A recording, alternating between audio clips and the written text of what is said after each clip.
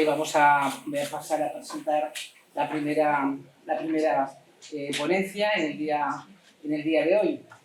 Aviso de antemano que este tiempo que llevamos de retraso lo vamos a tener que recuperar con el café. Por lo tanto, tendremos un café cortito, para que vayamos, para que todas las personas que están en esta mesa tengan su tiempo de exposición y, por supuesto, bueno, pues restaremos del ocio el tiempo con el que vamos de retraso, pero que yo creo que ha merecido la pena en ambas intervenciones. Así que yo, sin más, voy a pasar a exponer un poco cómo vamos a desarrollar esta mesa y quiénes son las personas que nos acompañan en el día de hoy. En principio hay una ponencia marco que va a correr a cargo de doña Cristina Herrero Sánchez.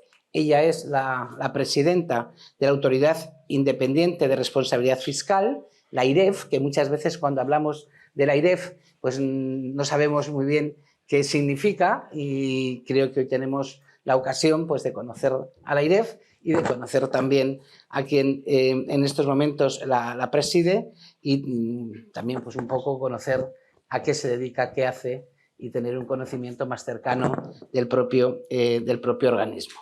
Después, en el programa viene aquí como tal discusión, con lo cual no sé si discutirán mucho o poco, pero tenemos a dos personas. El primero, por mi derecha, es don Carlos Martínez Mongay, es doctor en Economía y es el director general adjunto de la Comisión Europea.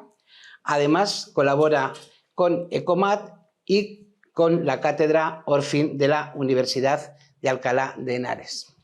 Y en segundo lugar está don Carlos Martín Urriza, quizá más conocido en el ambiente que hoy estamos, entre la gente que hoy estamos aquí, porque él es el director del Gabinete Económico de Comisiones Obreras y también es profesor de la Universidad de Alcalá de Henares. Y sin más pérdida de tiempo, le vamos a dar la palabra a Cristina Herrero Sánchez. Muchas gracias. A mí me gustaría, y en esta presentación es un poco la estructura que he seguido, plantear precisamente algunas ideas que van más allá de definir, que sí que lo haré, las características principales de este nuevo marco de gobernanza fiscal europeo.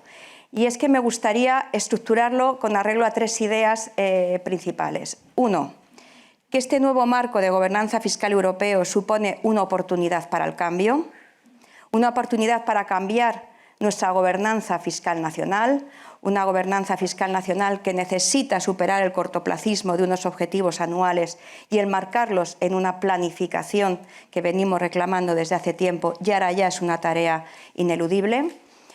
Esta planificación es necesaria porque cuando yo hablo del cortoplacismo del marco de gobernanza fiscal nacional, no hace más que reproducir el cortoplacismo del marco de gobernanza fiscal europeo que tenemos sobre la mesa hasta que se apruebe el nuevo, con una orientación clara al medio plazo, que sería el segundo punto que me gustaría tratar, y un marco en el que la atención a la calidad de las finanzas públicas va a ser fundamental. Como luego veremos, la supervisión que nos van a realizar desde las instituciones europeas se va a realizar en términos de crecimiento de gasto, y eso implica que necesariamente tenemos que garantizar y velar por la eficacia y eficiencia del gasto público, lo que nos permitirá generar espacios fiscales que puedan ser ocupados o no por otro tipo de políticas.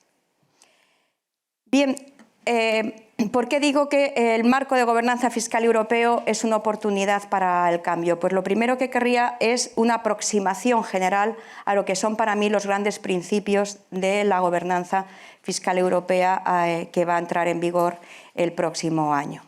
El primer requisito, la primera característica es que se ahonda en el principio de apropiación nacional.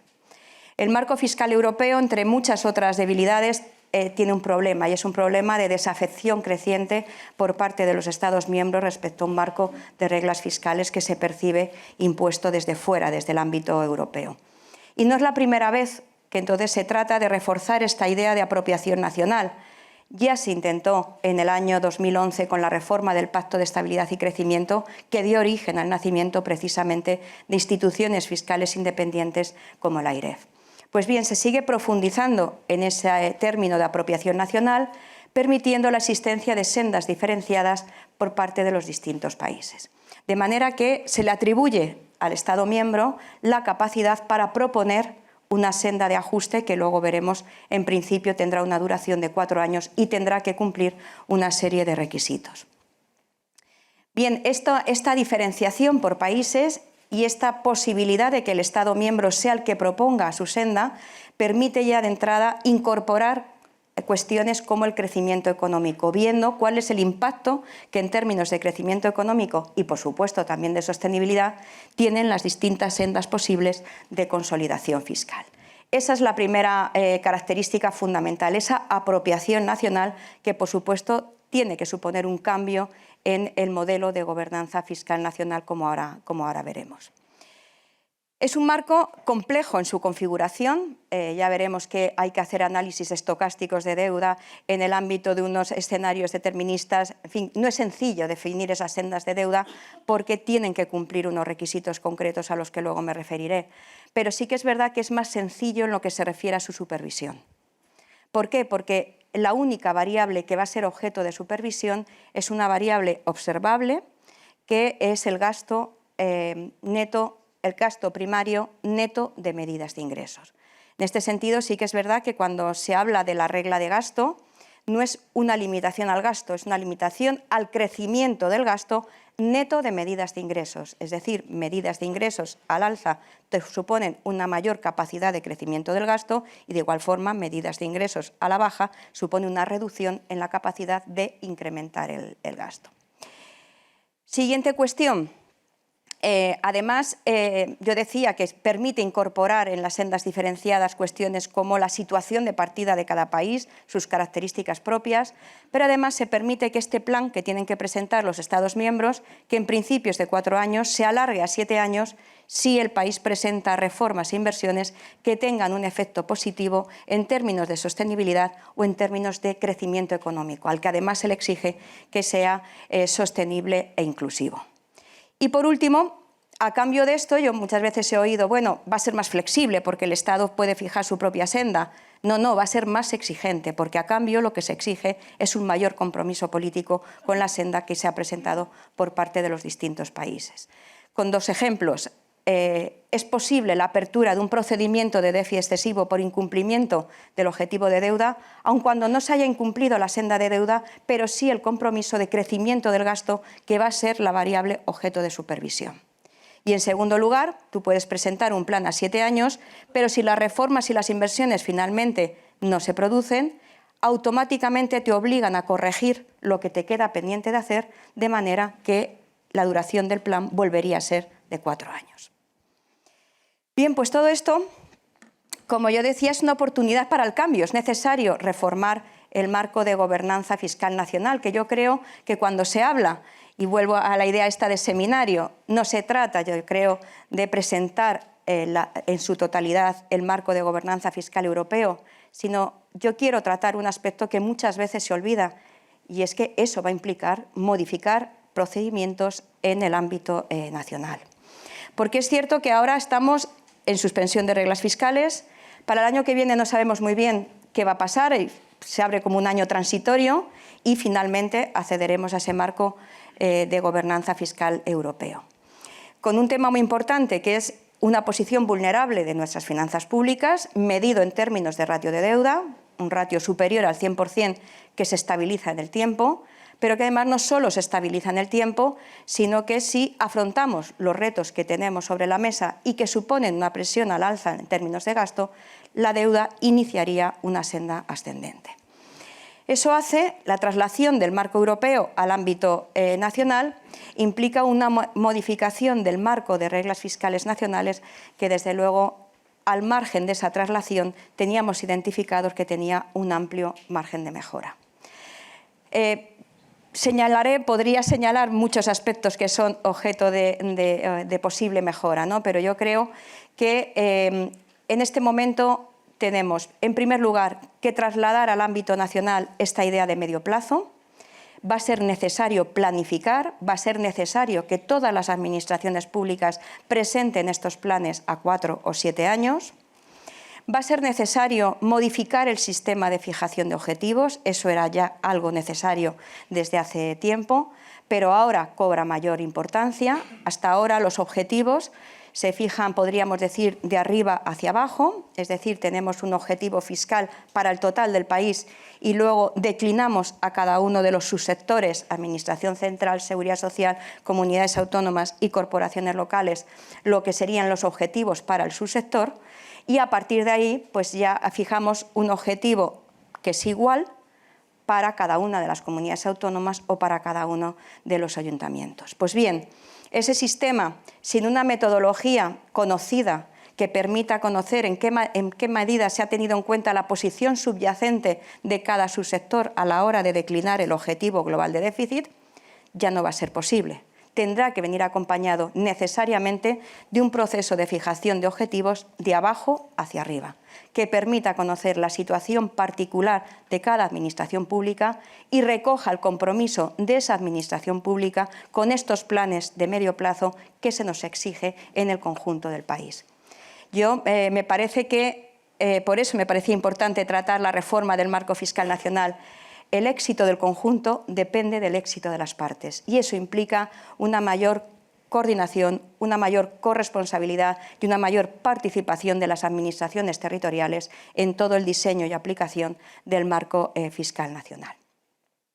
¿Qué más tenemos que hacer, pero sin tardanza en cuanto al marco fiscal nacional?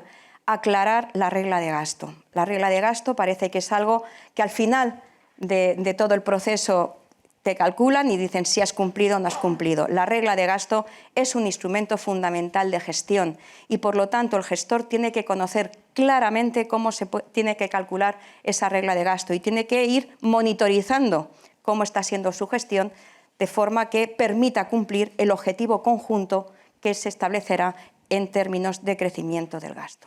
Por lo tanto, hay un desarrollo reglamentario que claramente hace falta en cuanto a la regla de gasto. Ya hacía falta antes, ahora hace falta mucho más.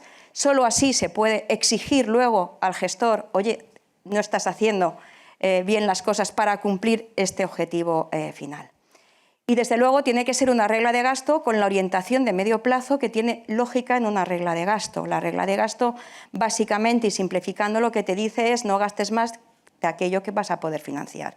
Y por eso lo que hace es limitar el crecimiento del gasto al crecimiento del PIB potencial de la economía, permitiendo, eso sí, incluir medidas de ingreso que aumenten o reduzcan tu capacidad de incrementar el gasto. ¿Qué ocurre? Que hasta ahora hemos hecho una aplicación anual, meramente anual, de manera que la regla de gasto podía cumplirse o incumplirse por una operación no recurrente que nada te decía sobre la posición subyacente de la administración pública. Pero además se permitía una cosa que tiene que desaparecer y es consolidar los excesos de gasto de años anteriores.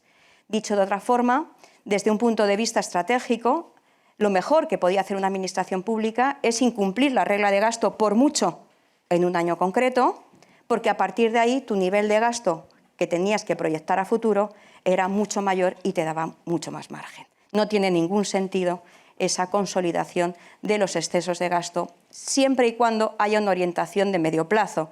Evidentemente, si ese exceso le tenías que corregir solo en un año, pues podía llegar a una situación pues, igualmente tan contraria como pudiera ser precisamente la consolidación de estos excesos.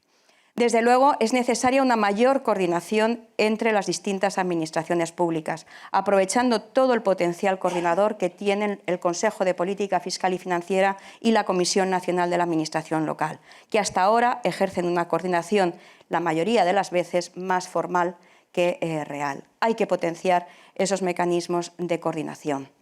Hay que pensar en una supervisión que afecte también a la Administración Central.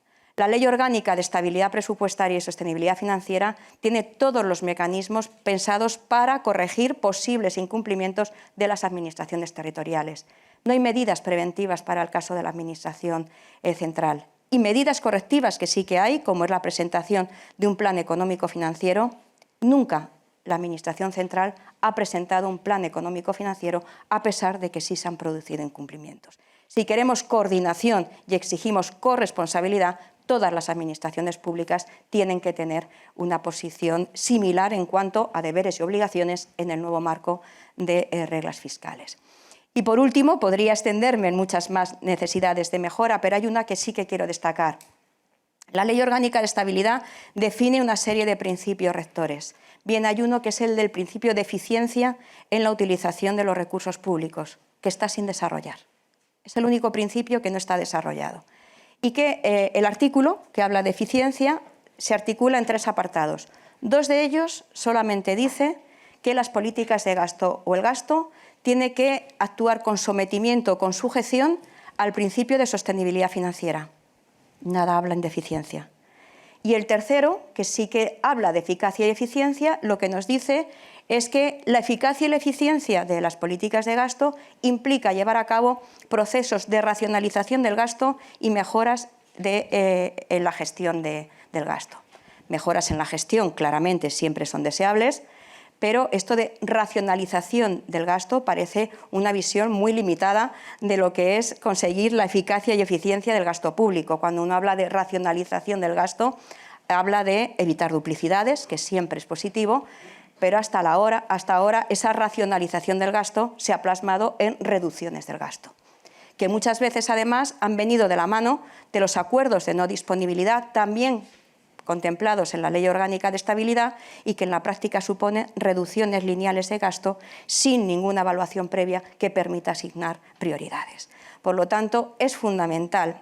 Tenemos un alto nivel de deuda, tenemos retos que suponen un incremento del gasto a futuro, como puede ser el envejecimiento, la transición ecológica y los compromisos que se asumen tanto en el ámbito internacional, por ejemplo, en materia de gasto en defensa, y en el ámbito nacional. Son muchas las leyes que tienen un compromiso de incremento de gasto. La ley de ciencia, pues el compromiso es alcanzar un determinado porcentaje en tal año, o la ley de educación. En fin, todos esos compromisos suponen una presión a aumentar el gasto. Y eso requiere necesariamente ganar en eficacia y eficiencia y, por lo tanto, hablar de evaluación, que es el tercer punto que yo creo que deberíamos tratar. Bien, por lo tanto, la planificación ya no es algo deseable, es que es una realidad. Tenemos que presentar un plan a 4 años que puede extenderse a 7 años y eso nos obliga a planificar. Y en ese ejercicio de planificación yo creo que sería necesario llegar a una especie de acuerdo país que alcance los mayores consensos posibles y que recojan los compromisos de todas y cada una de las administraciones públicas. Todas las administraciones públicas tienen que planificar, tendrán que presentar planes la administración central, las comunidades autónomas y yo diría también las corporaciones locales de mayor tamaño. Algunas de ellas tienen un presupuesto mayor que alguna comunidad autónoma. Por lo tanto, yo creo que la heterogeneidad que hay en el ámbito local exige empezar a diferenciar también esos requisitos y esas obligaciones en función del tamaño del ayuntamiento y del presupuesto, del volumen de recursos públicos, en definitiva, que gestiona. Y en ese sentido, a mí me parece que es una buena oportunidad esta situación de procesos electorales que tenemos. Recordad que he dicho que en principio el plan es a 4 años, con lo cual sería un buen momento el inicio de la legislatura en los distintos niveles de gobierno para presentar un compromiso fiscal, podríamos decir, en cuanto a la senda fiscal que regirá en los próximos 4 años y, por lo tanto, a lo largo de la legislatura. Pero esta visión integral de la planificación no solamente se refiere al ámbito subjetivo, todas las administraciones públicas tienen que participar, sino que también se refiere al ámbito objetivo. En mi opinión, no es posible hablar de reforma de la gobernanza fiscal nacional o hablar de reforma del marco fiscal nacional sin hablar de los desequilibrios de deuda, sin hablar de la reforma del sistema de financiación autonómico y sin hablar de reforma del procedimiento presupuestario. Un procedimiento presupuestario que está muy fragmentado. No es posible analizar la coherencia de los presupuestos con la actualización del programa de estabilidad y con el plan presupuestario. Es decir, no es posible garantizar la coherencia del documento principal en el ámbito nacional, que son los presupuestos del Estado, de las comunidades autónomas y de los ayuntamientos, con nuestros compromisos presupuestarios en el ámbito europeo que se expresan en términos de contabilidad nacional. Es necesario, además, ampliar la información que acompaña a los presupuestos. Tiene que estar enmarcado en un marco presupuestario plurianual, así lo exige la Ley General Presupuestaria y las leyes de Hacienda, y en la mayoría de los casos no se está produciendo. Hay que tener más información sobre riesgos fiscales y qué medidas están previstas adoptar en el caso de que esos riesgos fiscales se materialicen, tema de sentencias, temas de avales, tema de persistencia de las crisis y la necesidad de continuar aplicando medidas, en fin, toda esa información de riesgos fiscales en esta orientación plurianual, desde luego, es necesaria, y desde luego tenemos que tener ajustes de contabilidad nacional que nos permitan conciliar la contabilidad presupuestaria con las cuentas nacionales. En ese sentido, en los presupuestos generales del Estado, desde el año 2017, no se incorporan ajustes de contabilidad nacional que pueden suponer 5.000 millones de partidas que no conocemos, puesto que se producen al margen de la contabilidad presupuestaria, pero sí en términos de contabilidad nacional. Bien, pues paso al segundo apartado, que era la visión de medio plazo. ¿Por qué digo que el nuevo marco supone una visión de medio plazo? Pues como ya he señalado antes, en estos principios generales del nuevo marco de gobernanza fiscal europeo, lo que se nos pide a los Estados miembros es que presentemos un plan a 4 años. Pero un plan a 4 años que tiene que cumplir un requisito fundamental, y es que ese plan coloque a la deuda en una senda decreciente durante los 10 años siguientes a la conclusión del plan. Es decir, estamos hablando de 14 años. Y aquí es donde yo hablaba de los análisis estocásticos y también la aplicación de unos principios que tiene la Comisión en el monitor de sostenibilidad de deuda que publica, que te obliga a que se cumpla esa trayectoria descendente también en determinados escenarios de estrés, como puede ser un diferencial positivo de tipos de interés y tasas de crecimiento. Por lo tanto, tenemos que hacer ese análisis y garantizar que en los 10 años siguientes, una vez terminado el plan, la senda de deuda seguirá una trayectoria descendente. Como he dicho, es posible que este plan, este ajuste, pase de 4 a 7 años si se hacen reformas e inversiones que tengan una incidencia positiva en términos de sostenibilidad y crecimiento económico. Pero hay una cosa muy importante que marca que verdaderamente estamos hablando de una orientación de medio plazo, y es que no es posible las revisiones anuales. A diferencia de lo que ocurre en la actualización del programa de estabilidad, que también tiene 4 años, pero año a año se cambia el escenario sin que haya que justificar el porqué de esas modificaciones. En la actualización del programa de estabilidad solo se incorporan medidas para el primer año de vigencia del plan, no se sabe lo que se va a hacer en los años siguientes, ni siquiera en términos cuantitativos. Ya entiendo que a lo mejor no se puede detallar en términos cualitativos. Y desde luego sabemos que con frecuencia se remite la actualización del programa de estabilidad, que es el compromiso de medio plazo del Gobierno, y a los 2 días se aprueban nuevas medidas. Eso, desde luego, supone una pérdida de credibilidad en la planificación que hasta ahora se nos pedía. Bien, pues eso se acaba, porque no va a ser posible hacer revisiones anuales, salvo en casos muy excepcionales que tasará la Comisión y que todavía está por ver. Por lo tanto, esa necesidad, esa imposibilidad de que se revise anualmente lleva de la mano una necesidad, que la señalaba yo antes, y es la implicación de todas y cada una de las administraciones públicas. Tienen que comprometerse también con una senda, tienen que presentar también un plan, de manera que pueda garantizarse el cumplimiento de esos planes individuales, puedan garantizar el cumplimiento de este compromiso nacional. Y eso supone un nuevo cambio, y es una mayor transparencia y coordinación en el mecanismo de fijación de objetivos. Supone también una información de detalle sobre los compromisos que está asumiendo cada administración pública y unos indicadores correctos para verificar el seguimiento y el cumplimiento de dichos compromisos. Y, por lo tanto, implica que ese plan tiene que tener información completa, no como en el caso del programa de estabilidad. Tiene que haber información completa de las medidas previstas en el momento de presentación del plan. Tiene que haber información completa de los ajustes de contabilidad nacional. Tiene que haber información completa del plan de recuperación, transformación y resiliencia. Por más que en términos fiscales y desde el punto de vista de la contabilidad nacional haya un principio de neutralidad, porque se acompasan los ingresos y los gastos, pero desde luego es muy relevante conocer el detalle de qué partidas de gasto están siendo afectadas. No es lo mismo que nos estemos gastando más en gasto corriente que en gasto en inversión y en gasto en capital. Y desde luego tiene que garantizar la coherencia con el resto de los documentos presupuestarios. Bien, pero es cierto, y aquí solamente quiero plantearlo, que esto hay que trasladarlo, evidentemente, como decía en la primera parte, al marco fiscal nacional. Pero ¿qué hacemos en el 24? Se nos abre, desde luego, un periodo en el que tenemos varias dudas en este corto plazo. En primer lugar, todavía no está aprobado el marco, no sabemos exactamente qué tenemos que aplicar, qué metodología y qué reglas, pero yo creo que hay una cosa muy importante que tenemos que tener en cuenta, y es que, de alguna manera, a través de la recomendación específica que hace unos días ha hecho la Comisión Europea a España, ya se nos ha fijado una regla para el año 2024, y es que nos han dicho que el crecimiento del gasto nacional neto de medidas de ingreso no puede exceder del 2,6% para el 2024. Y ha advertido que, además, es posible ya la apertura de procedimientos de déficit excesivos en la primavera del 2024.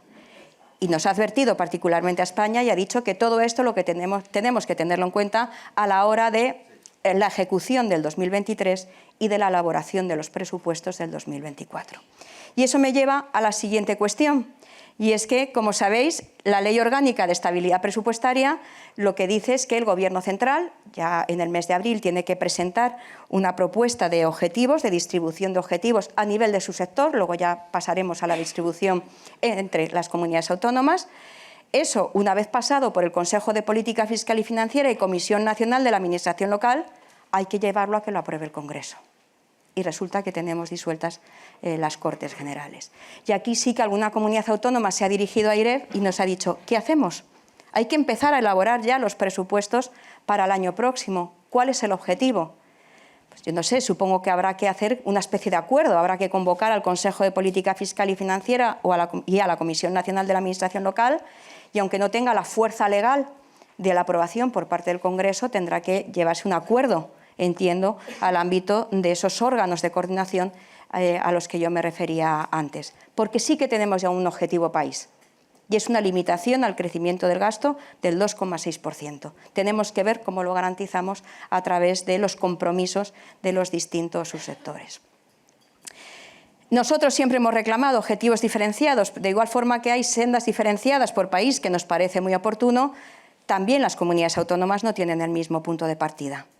Y en este momento, cuando uno piensa qué objetivos se pueden fijar, pues si nos vamos a la actualización del programa de estabilidad, el Gobierno lo que ha dicho es que prevé un superávit para las entidades locales y una situación de equilibrio para las comunidades autónomas. Situación de equilibrio muy condicionada por una evolución muy positiva de los recursos del sistema de financiación, algo que nosotros estamos insistiendo, que estamos viviendo unos años con unas liquidaciones muy positivas del sistema de financiación, ojo, fruto de que ha habido una recaudación 2 años antes también muy elevada, o sea que en ese aspecto no es más que la liquidación justa del sistema de financiación, pero que no va acompasada, porque se produce con 2 años de retraso, y eso puede generar un incentivo, un incremento del gasto estructural por parte de las comunidades autónomas, que luego pueden tener problemas una vez que ya volvamos a una senda más estable del sistema de financiación. Pero ese equilibrio que está contemplado en el programa de estabilidad, dado que hay comunidades autónomas que tienen claramente una situación de déficit, implica el superávit de muchas comunidades autónomas. Tendremos que atender a esa situación derivada de la evolución del sistema de financiación. Iremos hacia objetivos asimétricos, pues sería una cuestión que nosotros siempre planteamos. Ya más a medio plazo, ¿cómo vamos a declinar el nuevo marco de reglas fiscales europeo? ¿Vamos a exigir planes también a 4 años de sostenibilidad de deuda que sitúen la deuda en los 10 años siguientes en una senda descendente a las comunidades autónomas? ¿Tenemos que hacer ejercicios de sostenibilidad? ¿Qué hacemos con los mecanismos extraordinarios de financiación? Tendremos que contemplar una vuelta paulatina al mercado. Muy bien. Y en todo esto está el papel de las instituciones fiscales independientes, que bueno, parece que tienen un gran refuerzo en el ámbito de la propuesta de modificación de la Comisión, pero tendremos que ver. Bien, sí quería hacer referencia, porque me parece que es muy importante, a la calidad de las finanzas públicas. Hay que apostar por la evaluación. Se han dado muchos pasos en la buena dirección con el componente 29 del Plan de Recuperación, que dota de estabilidad y permanencia a la evaluación en el ámbito de AIREF, en el ámbito de los procesos de revisión de gasto, pero tenemos muchas cuestiones por delante. Primero, mantener la relevancia cuantitativa y cualitativa de los encargos. El Spending Review es un compromiso con Europa desde el año 2017. Ahora, en el componente 29, nos hemos comprometido a que esto va a ser permanente, la realización de los Spending Review, pero si uno ve el volumen de gasto comprometido por las evaluaciones, claramente hemos ido perdiendo fuelle. Empezamos en una primera evaluación con más de 30.000 millones analizados, en la siguiente alcanzamos casi los 60.000, en la que estamos realizando ahora hay poco más de 14.000 y en la primera fase del siguiente Spending Review estamos en torno a los 10.000. Por lo tanto, hay que seguir garantizando la relevancia cuantitativa y cualitativa de esos encargos. Paralelamente, hay un interés creciente por la evaluación por parte de las comunidades autónomas en el ámbito de sus competencias, políticas activas de empleo, sanidad, educación, como vemos en ese gráfico. Hay que fortalecer el seguimiento de las propuestas y de las conclusiones de los trabajos de evaluación, lo que no quiere decir que la Administración pública tenga que aplicar las propuestas de AIREF, hasta ahí podríamos llegar. El éxito de la evaluación es simplemente que cuando una Administración pública, cuando un Gobierno tiene que adoptar una decisión, tenga información objetiva con la que fundamentar esa toma de decisiones. En este sentido, AIREF ha publicado un observatorio de hallazgos y propuestas y el Ministerio de Hacienda también está publicando el grado de incorporación a su proceso de toma de decisiones de las propuestas y los hallazgos realizados en el ámbito del Spending Review. Hay que garantizar el acceso a la información, ya solamente me quedan dos. Y pongo un ejemplo.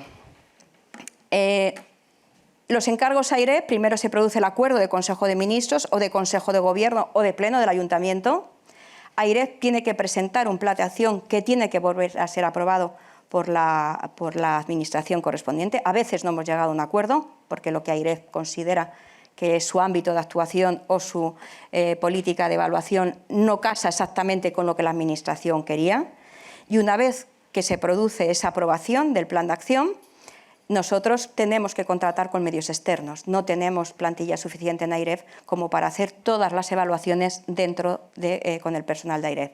Sí hacemos, por ejemplo, el IMV, ese sí se hace en su totalidad con recursos de la AIREF, pero en los demás casos la dirección y organización del proyecto, por supuesto, corre a cargo de AIREF, pero el trabajo de campo, podríamos decir, lo subcontratamos con medios externos. También el asesoramiento en materia puntual. Bien, pues por ejemplo estamos haciendo ahora un Spending Review sobre instrumentos financieros en el ámbito del apoyo a las empresas para la internacionalización. En el mes de junio contratamos ya los medios externos y a partir de ese momento empieza a correr un plazo de un año para la entrega de los resultados. Bien, pues como ahí ven, hasta abril no hemos podido acceder a la información porque ha requerido la firma de un convenio a 6-7 bandas con todas las instituciones que participan en el proceso de estos instrumentos financieros, de manera que lo que es la evaluación tenemos que realizarla en el plazo de 3 meses. Es fundamental, por lo tanto, garantizar ese acceso a la información. Y por último, probablemente haya que modificar nuestra ley. El problema es que es una ley orgánica y requerirá un consenso, pero en 2 líneas fundamentales. Cómo se producen los encargos, tiene que haber participación de AIREF en la decisión de qué políticas se evalúan. Así se ha comprometido por el Gobierno en el plan de recuperación en el componente 29. Hasta ahora esa toma en consideración de las propuestas de AIREF no se ha producido. Espero que se produzca en los próximos años, pero además hay una reclamación creciente por parte de las instituciones nacionales e internacionales, y es que la evaluación pueda hacerse a iniciativa de AIREF. Una especie de plan de evaluación que permitiría dotar de estabilidad a la evaluación, con independencia del ciclo político, con independencia del mayor o menor compromiso de los gobiernos con la evaluación, y que desde luego daría estabilidad a esta función evaluadora. También habría que modificar la financiación. La evaluación se financia con precios públicos y ello no permite mantener una estructura estable porque depende de los encargos que tengas. Tiene que pasar a financiarse con la tasa de supervisión, que es la que pagan todas las administraciones públicas y con las que se financia AIREF. AIREF no se financia con transferencias del Estado, sino con una tasa de supervisión que pagan todas y cada una de las administraciones públicas, incluyendo ayuntamientos cuyo presupuesto sea superior a 200 millones de euros. Y, por supuesto, tenemos que ir haciendo una dotación paulatina de recursos humanos en la medida en que cada vez nos incluyen más obligaciones de evaluación por la vía de leyes, la ley del IMV, la reforma de pensiones, el proyecto de ley de movilidad sostenible, contempla evaluaciones por parte de la AIREF que, desde luego, requieren de una estructura estable de personal formado en materia de evaluación, lo que, por otra parte, también exige salirnos de los cánones de que tenemos que contratar funcionarios y de cuerpos específicos del Estado. Necesitamos mayor flexibilidad en ese ámbito para incorporar personal multidisciplinar. Pues aquí ya lo dejo. Y esos eran los tres ámbitos que yo quería plantear: retos y cambios en el ámbito nacional, obligación de planificar con una orientación de medio plazo y un papel fundamental de la eficacia y eficiencia del gasto público. Muchísimas gracias. Quería agradecer a la Fundación 1 de Mayo la invitación a esta jornada de debate, o a este debate, a este seminario, a esta reunión, y en especial a esta mesa, porque siempre es un privilegio escuchar a Cristina. He coincidido con ella en más de un seminario, con ella o con sus colaboradores, y al mismo tiempo pues es difícil hacer una discutir sobre las cosas que propone Cristina, porque solemos estar prácticamente en la misma longitud de onda, o sea que esta discusión podría ser muy breve, estoy de acuerdo, y ya se habría acabado, pero no tendría gracia, o sea que he decidido jugar un doble papel, por un lado de abuelo cebolleta y por otro lado de abogado del diablo. Abuelo cebolleta porque estuve trabajando con nuestro recordado Pedro Solbes en los primeros años de implementación del pacto, en particular cuando se abrieron los procedimientos de déficit excesivo a Portugal, a Francia y a Alemania. Yo estaba en su gabinete como consejero para asuntos de la Unión Económica y Monetaria, y en segundo lugar como abogado del diablo porque tengo basado en mi experiencia en la Comisión en los últimos 25 años, que prácticamente coinciden con los 25 años del pacto, pues también tengo que decir que soy algo escéptico, sobre todo cuando veo que seguimos en la línea de proponer reformas sin antes hacer una reflexión sobre lo que ha funcionado y sobre lo que no. Entonces y como estoy jubilado, pues me puedo permitir el lujo de ser escéptico. A ver si lo sé hacer esto. Sí.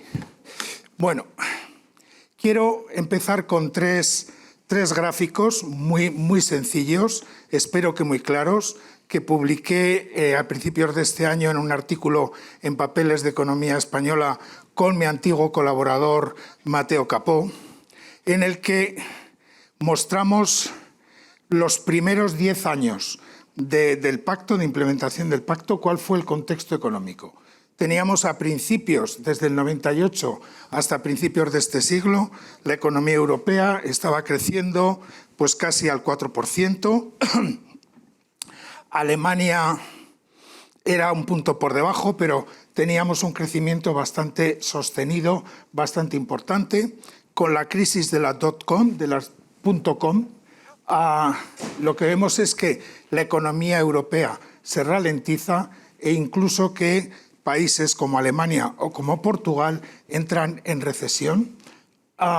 Países como Francia, con estabilizadores automáticos mucho más fuertes, evitan la recesión, pero aún así tienen un crecimiento anémico.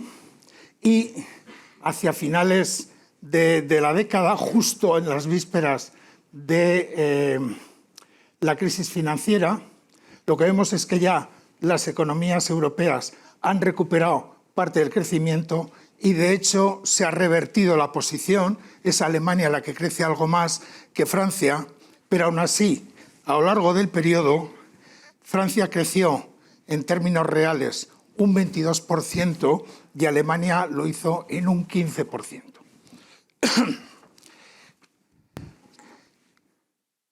Debido a la recesión de las .com, tanto Alemania, que aparece aquí, como Francia, que luego mostraré, entran en déficit excesivo. La Comisión abre el procedimiento déficit excesivo.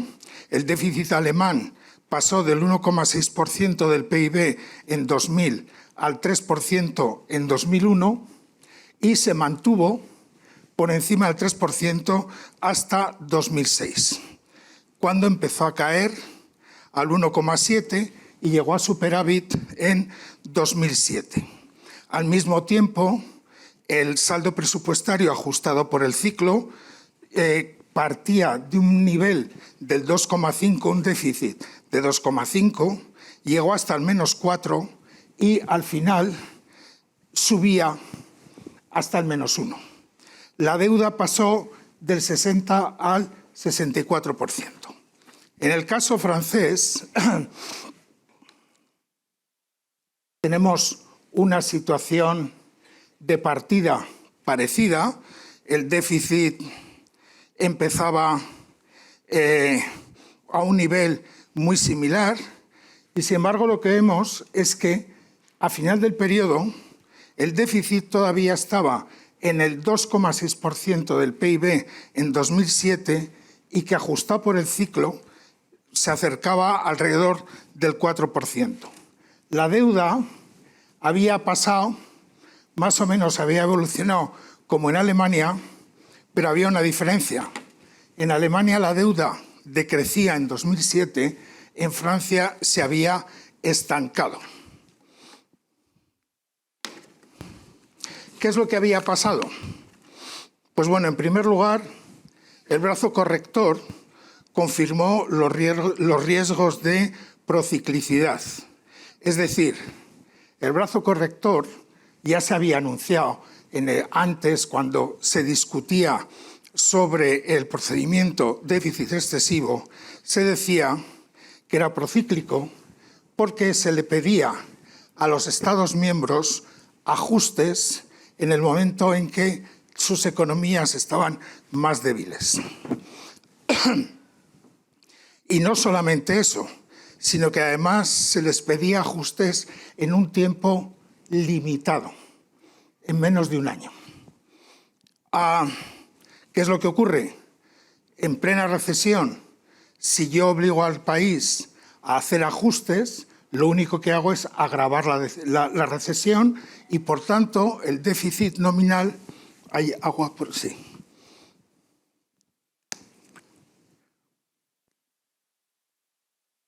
Perdón. Y, por tanto, el déficit nominal va a aumentar. Es decir, en el proceso de ajuste del brazo correctivo del procedimiento déficit excesivo, lo que ocurre es que los efectos del ciclo se combinan con los efectos de la corrección y la situación presupuestaria y económica empeora. Y esta fue la razón por la que el comisario Almunia, por aquel entonces, en 2005, presentó una reforma, la primera reforma del Pacto de Estabilidad. Esta reforma consistía en dos cosas. En primer lugar, en considerar como indicador de ajuste no el déficit nominal, que es lo que establece el tratado, sino el déficit ajustado por el ciclo, es decir, el esfuerzo fiscal, por un lado, y por otro lado, dar más tiempo a los países para que llevasen a cabo los ajustes. Esto, que tenía una justificación y una racionalidad evidente, abrió por aquel entonces ya la caja de los truenos del uso de indicadores no observables. Segunda cosa que había fallado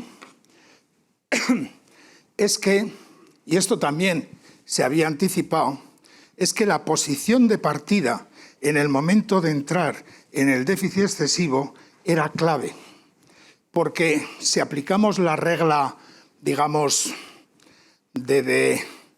elemental, de que por cada caída, cada punto de caída del crecimiento, el déficit empeora en medio punto, evidentemente, claro, si yo parto de una posición fiscal de déficit muy elevado, sin hacer nada, conforme se reduzca el crecimiento, este déficit solo va a aumentar.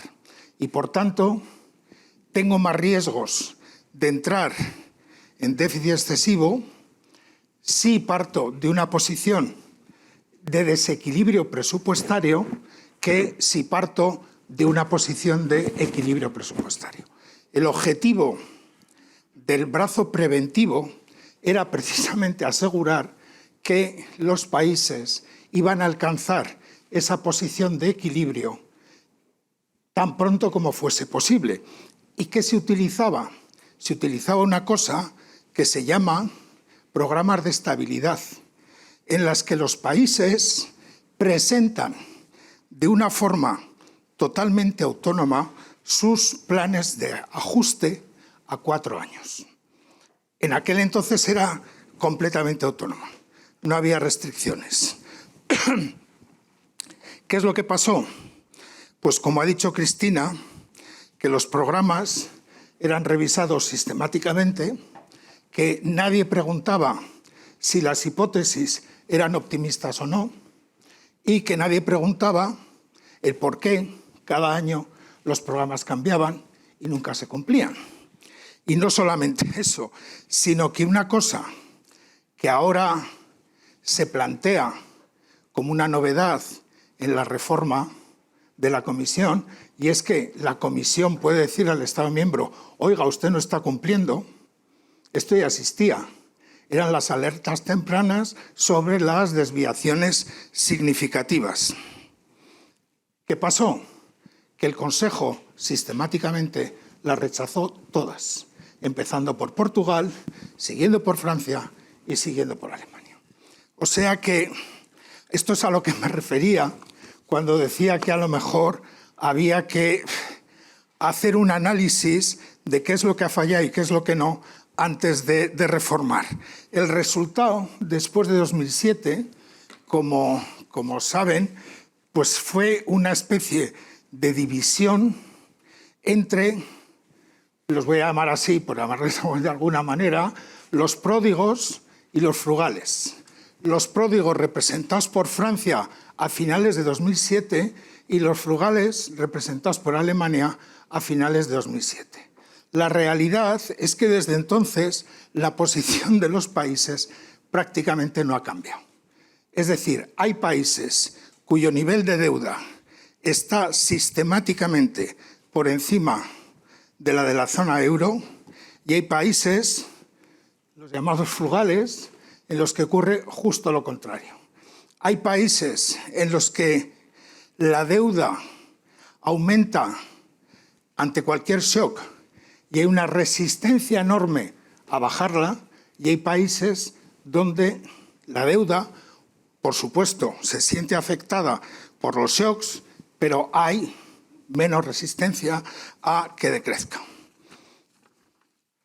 Y por dar una evaluación muy rápida de qué es lo que yo creo que tiene de bueno y de malo esta reforma, yo creo que Cristina lo ha explicado muy bien, pero por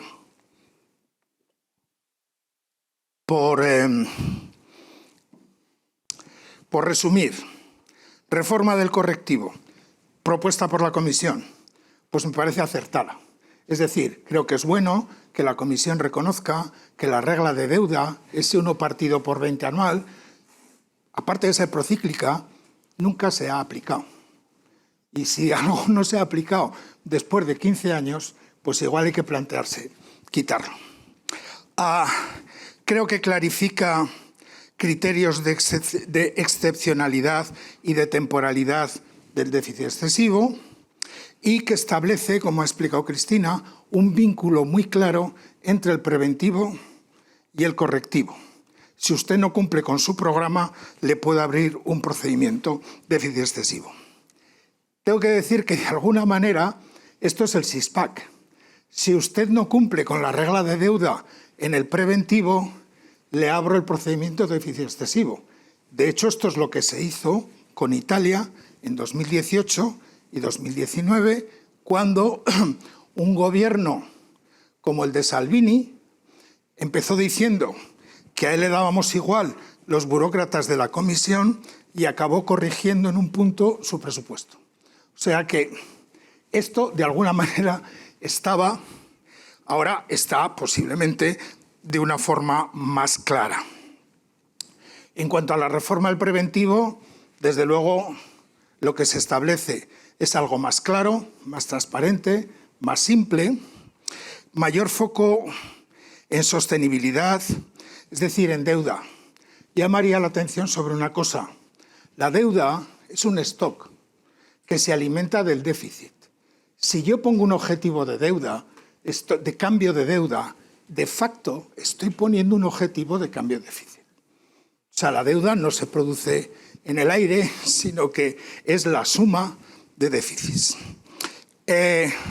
Creo que es bueno que haya una negociación cuasi pública o pública de los programas fiscales estructurales, o sea, los nuevos programas de estabilidad y crecimiento,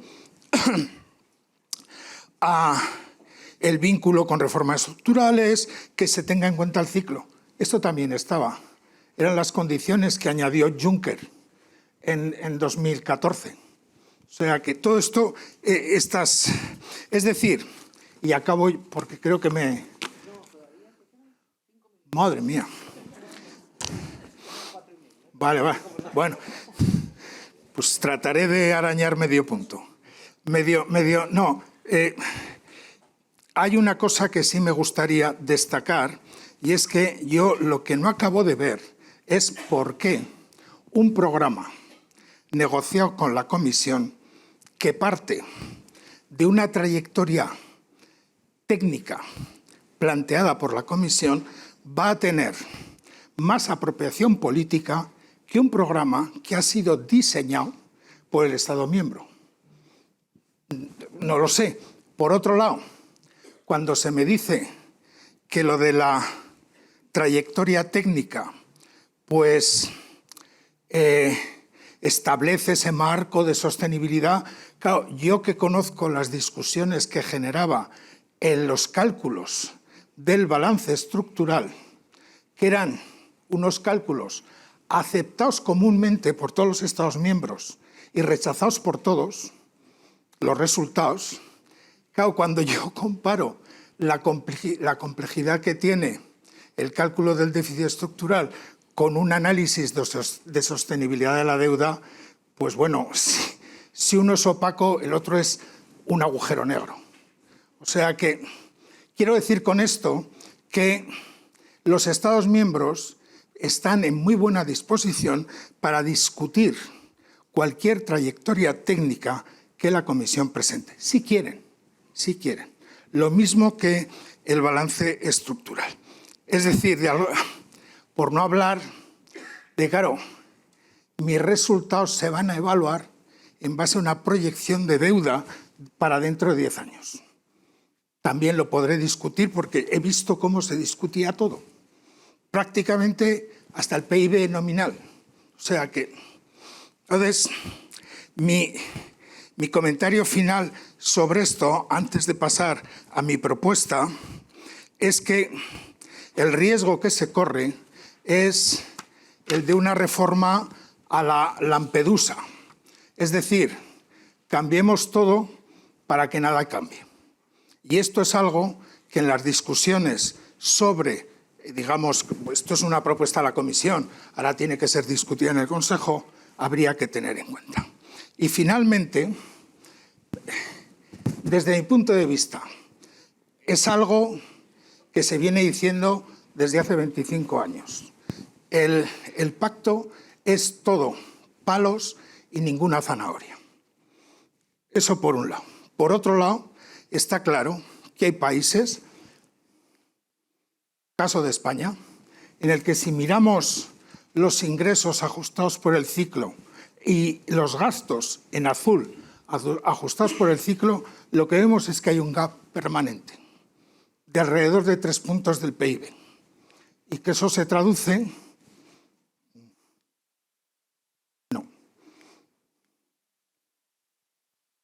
en un aumento consistente de la deuda. Bueno, ¿qué es lo que nosotros proponíamos en un artículo, en un documento de trabajo del Real Instituto Elcano, junto con Enrique Ceás, Miguel Otero, Federico Steinberg y Ramón Tamames? Lo que proponíamos era la existencia de una capacidad fiscal central que estaría dedicada a los bienes públicos europeos. En un artículo que voy a publicar en Papeles de Economía Española con Lola Gadea, lo que hacemos es definir como bien público la transición climática, que requiere una inversión enorme, un esfuerzo inversor público, pero sobre todo privado, pero público.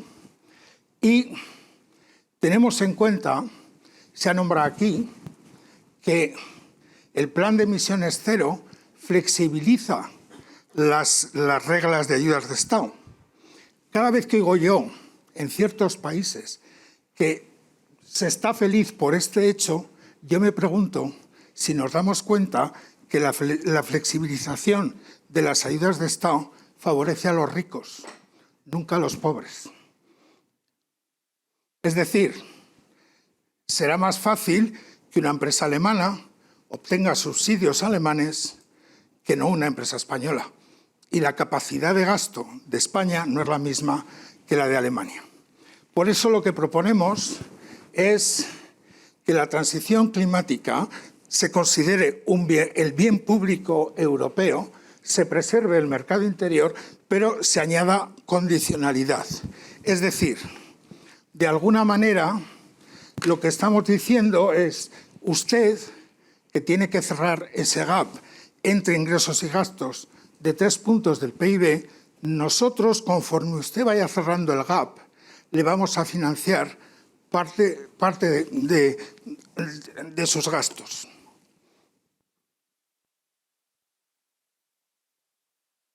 Y de esa manera, pues vamos a lograr que al final del periodo de 7 años usted haya financiado ese bien público y al mismo tiempo haya cerrado ese gap. Y ya está usted en una posición de equilibrio presupuestario y a partir de ahí puede aplicar reglas de gasto muy sencillas. Una regla euro por euro. ¿Usted quiere un nuevo programa? Dígame cómo lo financia. Y esto no obstaculiza para nada el uso de los estabilizadores automáticos. Y creo que puedo acabar aquí. Muchas gracias. Yo lo que voy a intentar es abrir un poco el foco, ¿no?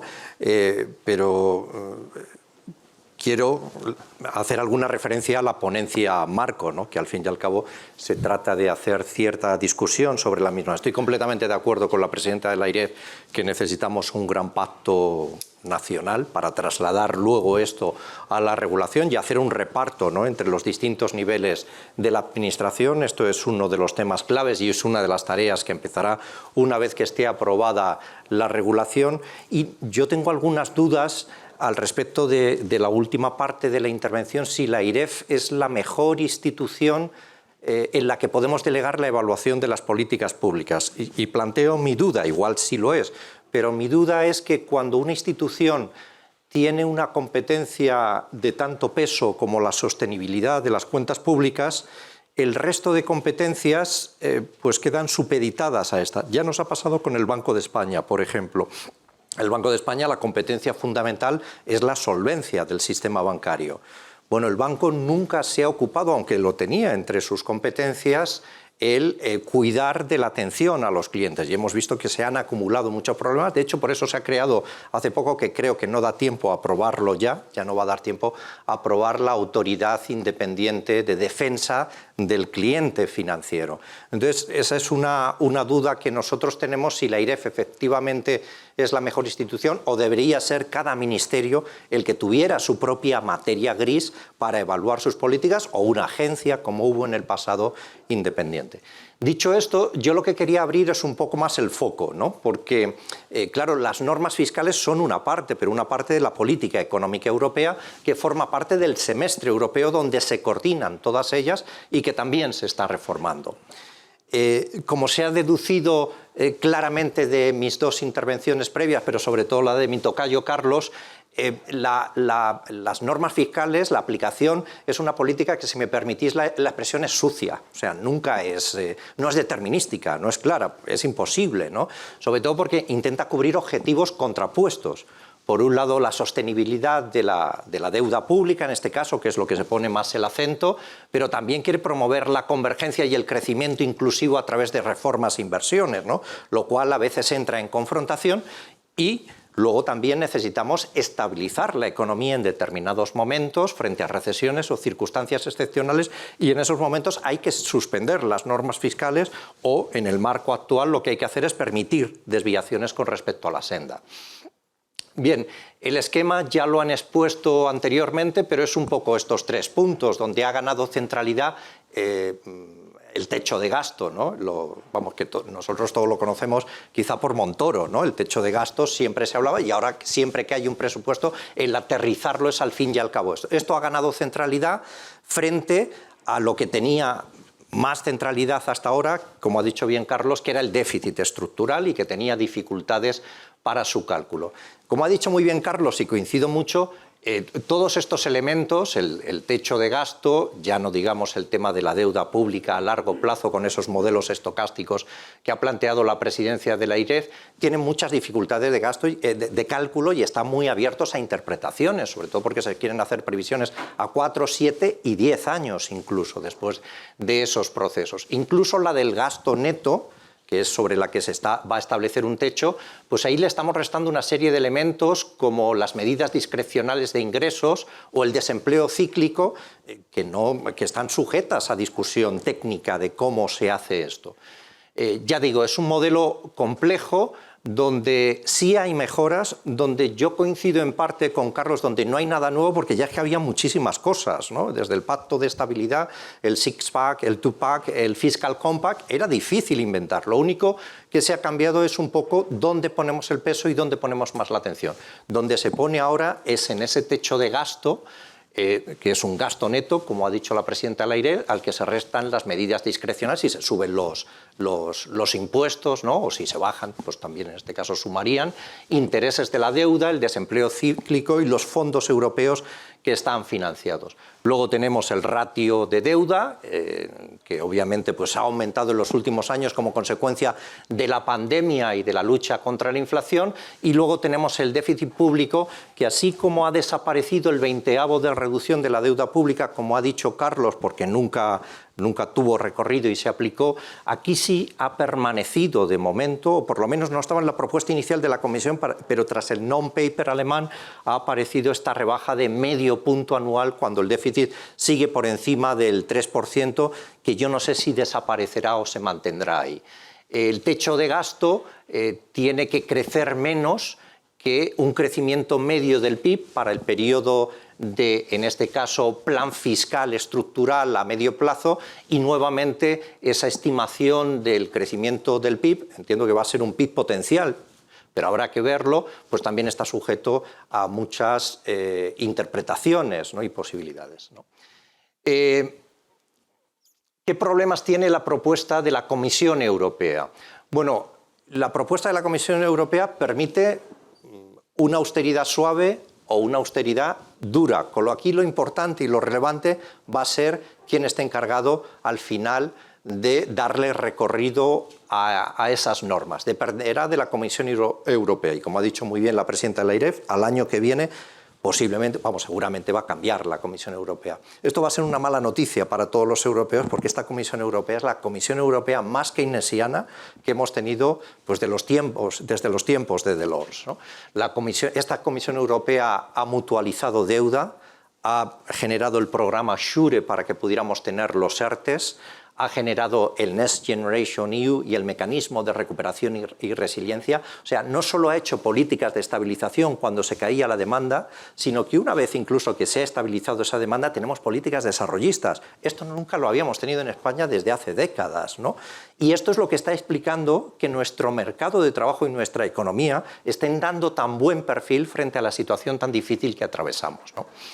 Bueno, al fin y al cabo, aquí Carlos lo ha planteado muy bien, va a haber un gran dilema o va a haber conflictividad entre lo que son las rebajas activas de deuda, que es donde a través del techo de gasto pone el acento las nuevas normas, y la generación de bienes públicos europeos. Es decir, aquí lo que va a suceder es, porque la deuda al final, el ratio de deuda es la deuda en el numerador y en el denominador está el PIB. Hay dos maneras, o tres maneras, mejor dicho, de reducir ese ratio. Una es a través de recortes y recortar la deuda, otra es a través de la ampliación del músculo productivo, y sería ampliando el PIB, y uno sería una combinación de ambas, que seguramente es el que se dé finalmente. El ideal es el segundo, es lo que se suele llamar un desendeudamiento inmaculado, ¿no? Porque no tiene mácula, no requiere de recortes. Y esto es lo que suele ocurrir muchas veces. Por ejemplo, la deuda de la Guerra Civil Norteamericana o de la Segunda Guerra Mundial nunca se ha pagado por parte del Estado americano, siempre se ha ido renovando en nuevas emisiones de deuda, ¿no? Y la emitida durante la Segunda Guerra Mundial fue rentabilísima para los Estados Unidos. Gracias a la deuda de la Segunda Guerra Mundial, Estados Unidos se convierte en el hegemón del mundo, ¿no? Entonces, es muy importante ver el contexto donde se imbrican estas normas fiscales, que es un contexto de policrisis, donde hay una reglobalización, donde hay un interés por tener independencia estratégica, ¿no? En los temas energéticos, en los temas de defensa, en los temas de acceso a determinadas materias primas como el coltán, el litio, las tierras raras, y donde además nos enfrentamos, como decía la presidenta de la AIREF, a un envejecimiento de la población que nos va a exigir un esfuerzo presupuestario importante en pago de pensiones y en gasto sanitario. Frente a esta situación, los riesgos en esa generación de bienes públicos, que serían a los que se refería Carlos, ¿no? El convertirnos en un país independiente energéticamente, ¿no? O con más independencia energética, o la defensa o la tecnología, pues esto entra en contradicción con mantener equilibrios en las cuentas públicas, o puede entrar en contradicción con esos equilibrios, ¿no? Y se puede abrir, como también apuntaba Carlos, la posibilidad de un dumping entre países dentro de la Unión Europea y de que se abran las divergencias. Alemania tiene mucho más fácilmente hacer compatible el equilibrio en las cuentas públicas con la independencia energética o con el cambio tecnológico que lo tiene España, ¿no? Y, por lo tanto, pues igual no tiene tanto interés porque algunos de los países de la Unión Europea pues, puedan mejorar o mantener su posición competitiva y su posición de independencia. ¿Las soluciones cuáles serían? Una está incluida en el nuevo marco. Se refería a ella la presidenta de la AIREF. Hay la posibilidad, en vez de tener programas fiscales estructurales a 4 años, que sean de 7 años y que por lo tanto se incluyan inversiones que avancen en la construcción de esos elementos de independencia estratégica. Otra posibilidad sería la regla de inversión, que esas inversiones queden exceptuadas de la regla de gasto, del techo de gasto.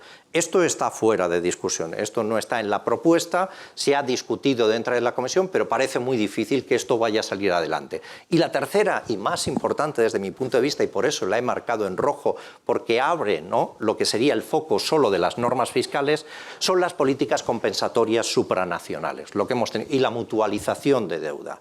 O sea, el centro, en este caso, en la Unión Europea, puede abrir los márgenes que no se pueden abrir en determinados presupuestos, como ha señalado muy bien Carlos. Ahí están el SURE, el REACT-EU, que fueron programas de estabilización de gasto en el corto plazo cuando se caía la demanda, y luego todos esos programas que son desarrollistas, el mecanismo de recuperación y resiliencia, el Repower Europe, o los fondos para la transición justa.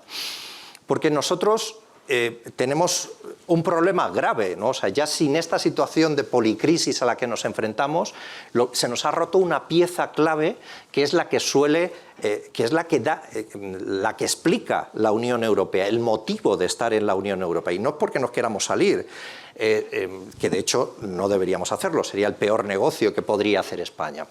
Pero la Unión Europea, de lo que va y de lo que trata en el fondo, es que converjamos en renta per cápita hacia los niveles de renta, obviamente, de los países en mejor posición. Y eso desde la crisis financiera se ha roto. Esta línea roja representa la diferencia entre la renta per cápita de España y Alemania. Convergíamos desde el año 1995 en adelante y a partir de la crisis financiera nos hemos hundido. Qué pena, no ha salido algo, ya no se volverá atrás. Ahí estoy. Bueno, me sirve esta transparencia también para mostraros que el endeudamiento no siempre es malo, ¿no? Es verdad que hay un endeudamiento malo, el de la burbuja inmobiliaria, cuando te gasta mucho dinero en comprar algo que vale mucho y que no sirve para devolver la deuda, como fue el ladrillo, ¿no? Pero también hay un endeudamiento bueno en el que incurrimos durante la pandemia para sostener el tejido productivo y que no se fuera por el desagüe. También hay un planteamiento de las normas fiscales positivo o negativo. Fijaros, durante la pandemia se suspendieron porque las normas fiscales forman parte de un entramado. En ese momento pues, se tiró del freno de mano, de la cláusula de escape y entraron a funcionar otras políticas. Pero esto en cambio no nos ocurrió durante la pandemia. Durante la pandemia lo que nos ocurrió es que hubo dominancia de las rentas fiscales sobre el resto y así nos fue, ¿no? Destruimos una gran parte del tejido productivo sano y se generó mucho dolor social, ¿no?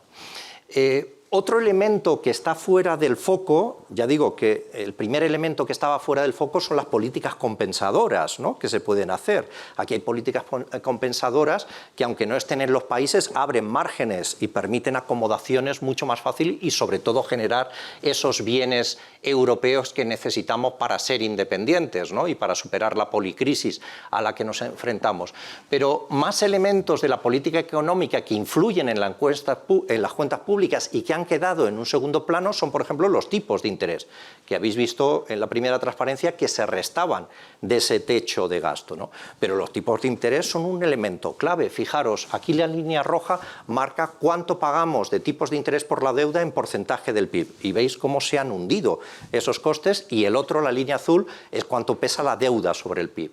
Pagamos ahora muchísimo menos de lo que pagaba, con un 100% de deuda pública sobre el PIB, pagamos muchísimo menos, 1,5% del PIB, en comparación a lo que pagábamos cuando teníamos un 70% de deuda pública, es decir, mucho menos cuando pagábamos en cambio un 5,5% del Producto Interior Bruto. Por lo tanto, los tipos de interés son un tema clave también, y cómo el BCE afronte la inflación es un tema clave. No es lo mismo que se afronte como lo ha afrontado el Banco de Japón, que el Banco de Japón sigue haciendo política expansiva. ¿Por qué el Banco de Japón puede hacer política expansiva, cosa que no está haciendo el BCE, que lo está haciendo contractiva subiendo los tipos? Bueno, porque allí ha habido un pacto de rentas, de contención de salarios y de contención de rebaja de los márgenes empresariales. La inflación exterior se ha amortiguado dentro del sistema entre trabajadores y empresarios. Aquí esto no ha ocurrido. O ha ocurrido en parte, ha ocurrido con la excepción ibérica. El problema es que aquí hay intereses de determinados países porque se combata subiendo tipos de interés. Alemania tiene un interés particular porque le remuneren adecuadamente todos los superávit comerciales excesivos que ha ido atesorando, ¿no? Y de hecho a Draghi lo llevaron 2 veces el Estado alemán al Tribunal Superior de Justicia Europeo cuando Draghi dijo whatever it takes, e intentó hacer un programa de quantitative easing y lo llevaron a los tribunales, no lo pudo hacer hasta 2015, ¿no? Entonces, bueno, aquí intereses detrás también de países. Otros elementos de política económica claves para el equilibrio fiscal que están fuera de la foto. 2. Uno es que los impuestos están en un segundo plano. Fijaros que se restan otra vez el gasto neto, donde restábamos los intereses, también se restan las medidas discrecionales de ingresos, son los impuestos. Están en un segundo plano, no están en primer plano, y el otro es el superávit comercial excesivo, al que ya me he referido en parte, ¿no? Claro, pero ¿cómo podemos conseguir cuentas públicas saneadas si la Comisión Europea pone techos de gasto pero no dice nada sobre el suelo de ingresos, no dice nada sobre la suficiencia de los ingresos, sobre la justicia y la progresividad de esos ingresos, ¿no? Cuando además tenemos a las grandes corporaciones dentro de la Unión Europea con una baja fiscalidad y con un dumping significativo, con territorios dentro de la Unión Europea con una fiscalidad mucho más baja que otros, ¿no? Bueno, pues esto es un problema. Es verdad que hay una directiva ya en marcha que va a establecer un mínimo del 16% y una base imponible común. Hay que decir también que ese 16% podía haber sido un 21%, que era la propuesta del gobierno norteamericano de Biden, era el 21% lo que planteaba y se rebajó por los países frugales europeos más Irlanda al 16%, lo cual es una aportación modesta si la comparamos con la aportación que hacemos cuando compramos los productos del IVA, que es el 21%, o cuando pagamos el IRPF, que en media es un 20%. Lo que se paga. Los superávit comerciales excesivos están también fuera de la foto, a pesar de que forman parte, como los déficits excesivos forman parte del protocolo de desequilibrios macroeconómicos que informa el semestre europeo. Los alemanes nunca han querido, y tampoco es verdad que nosotros nunca la hayamos propuesto, pero sería una buena propuesta, que hubiera un brazo preventivo y un brazo correctivo. Todos esos superávit por encima del 6%, Alemania lo que tiene que hacer es gastarlos. Tiene que meterlos otra vez en el sistema. Y esto sí tenemos claramente que provoca inflación, no haber hecho eso. Si Alemania hubiera hecho una transición verde, nosotros vamos por delante de Alemania en la transición verde. Hemos cerrado las minas de carbón, ellos no las han cerrado, de hecho nosotros se las estamos pagando el cierre a través del Fondo de Transición Justa, ¿no? Pero claramente el que Alemania no haya hecho una transición verde más rápida, aumentando la inversión pública y rebajando esos superávit comerciales excesivos, a nosotros ahora nos está trasladando inflación, que es la lógica que está detrás de todo esto. El contener los déficits es para no trasladar inflación a otros países, ¿no? Bueno, pues 2 minutos.